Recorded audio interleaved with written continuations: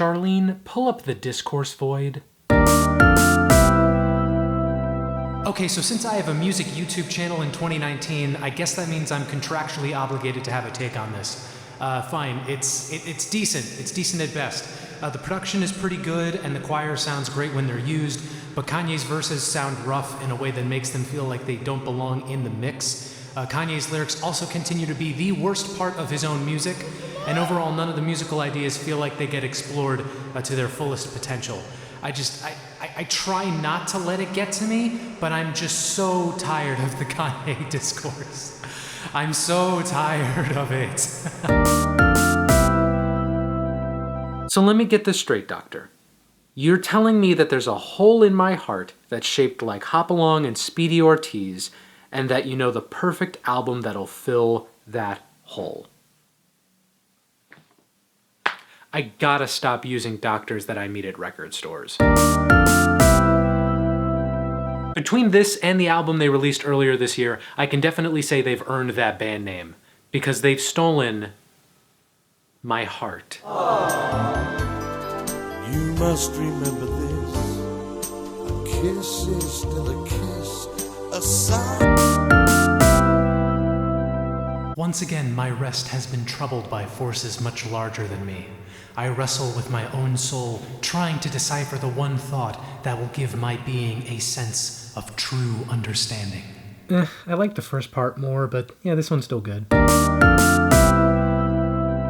This didn't really grab me on first listen, but I'm sure that those of you who are more invested in Swans will probably find a lot more to like here. Also, this is a good time to bring up a fun tangent. I once saw John Congleton give a talk about a year after To Be Kind dropped, and he mentioned that Michael Gira wanted a live horse in the studio when they were recording that one song on that album that had horse noises. I mean, could you imagine bringing in a live horse into a studio where this is happening? And being like, no, this is a great environment for you. We stan a queen who writes great ballads in 7/4 and a bunch of other songs that aren't in 7/4 but are still good. I'm so close. I'm so close to really liking Ezra Furman. This album's the closest I've come, but there's still just something holding me back. It's nothing to do with him or his music. It's probably more just a personal thing. I'm just...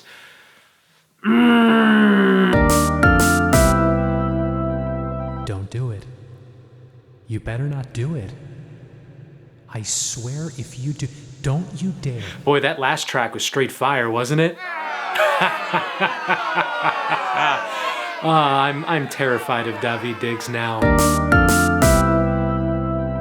I swear this album sounds like an alternate universe where Ed Sheeran, instead of becoming obsessed with writing pop music based on streaming algorithms, did the same thing but with indie pop and even neo-soul. And I know that might be one of the meanest things I've ever said on this channel, but I also like this album, so...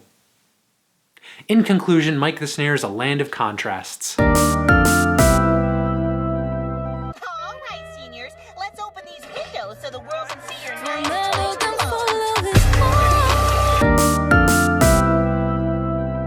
I guess I'm happy for Earl that he's found such a unique lane for his production and lyricism, even if it's not always my cup of tea. But I'll give him this. He definitely deserves credit for getting ahead of the rap accordion boom that's definitely coming in 2023. Don't ask how I know that.